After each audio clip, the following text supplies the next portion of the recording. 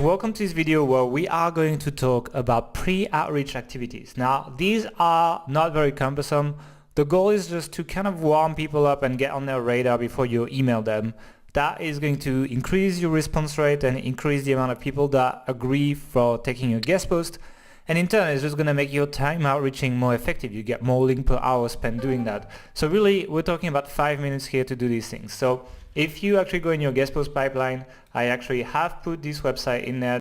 The athletic build, which we found when we were filtering websites, that was the best out of the 4 we checked. So I decided I'm going to do a guest post there. And at the bottom of this page, there was an email, theathleticbuild@gmail.com. A lot of people write their email that way so that, bots can't crawl it and spam it. But if you actually read the page, it's pretty easy to find it. So I was able to get the site name, the URL, domain authority, contact name. It was team, so I didn't put anything.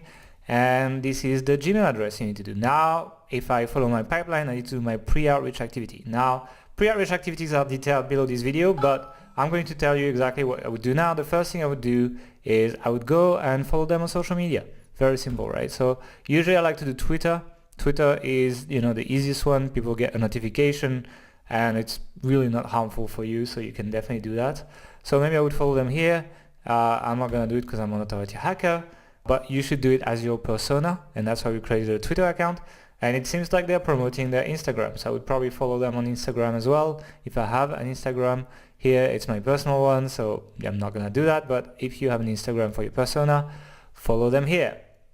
First step. Second step, let's reshare some of their content. Let's just find one good piece of content on their site and share it. Now, you could just pick a random piece of content, or if you actually want to preserve the quality of your feed, what I recommend you do is you go on BuzzSumo or you go on Ahrefs or whichever you prefer, and then you can actually just put a URL here, and it's going to find the most popular URLs on the site. So you can see that this page has 5,200 shares, the 30 hottest CrossFit bodies of 2015. Great.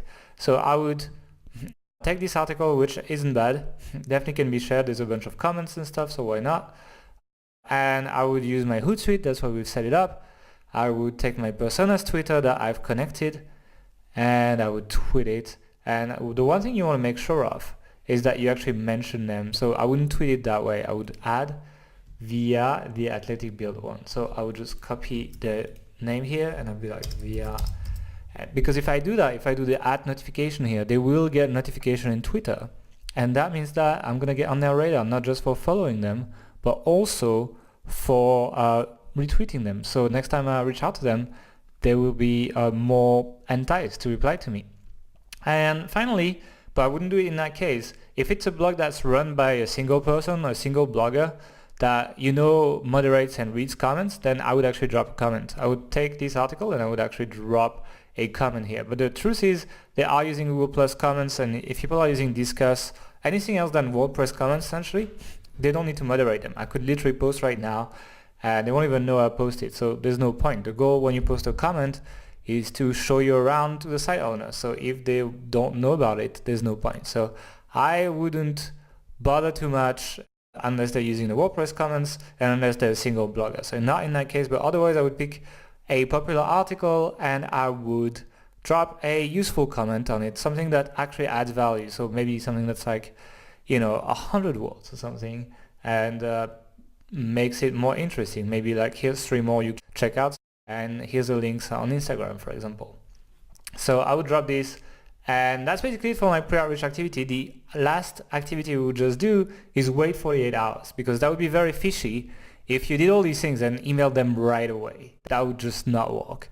So you're gonna wait 48 hours after you do that. You're just gonna go back in your pipeline and say, yep, I did my pre-outreach, done. And you're gonna go to the initial outreach 48 hours later. So that's basically it for this video, guys. Just do that. It's really gonna improve your conversion rate when you start talking to people. And I'll see you guys in the next video. Have fun.